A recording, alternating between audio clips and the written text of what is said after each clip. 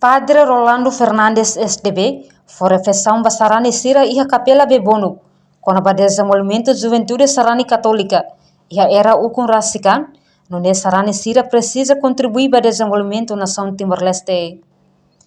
Atividade de reflexão ne realiza iha capela bebonu, sábado lorong sanolo recém hito, fulan maio tina rihun rora nolo recém lima.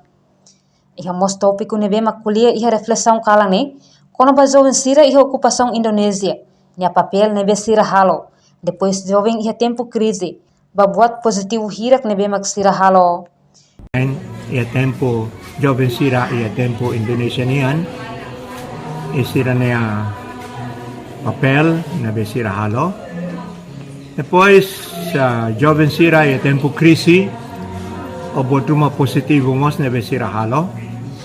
Depois bot nebe jovem sira agora ne bele halo, o empasi rua, ida makusi Santo Padre Francisco niya surat ba jovem sira, Christus vivit, yan nebe Santo Padre husu jovem sira ato desenvolve sira niyaan, ida simo maromak ne presente, equalidade sira, isira tenke desenvolve ne liu ato bele kaer, sira neknar, ia misaun, sira rasik niya misaun, ikreda niya misaun. Po, exemplo balon date, kung nababot na be, joven sira bele halo, ia itan niya sitwasyon Timor niyan.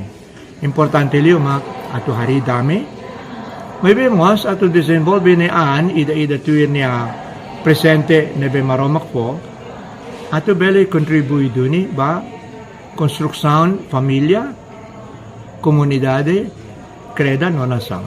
Tuirnia, jovem sira tem que desenvolver. Liu ba missão Rai Timor-Leste, no missão uma creda nian, tamba Santo Padre Rasik husuba jovem sira. Tem que rolar parte e a família sociedade, no la bele haketa kang husi família.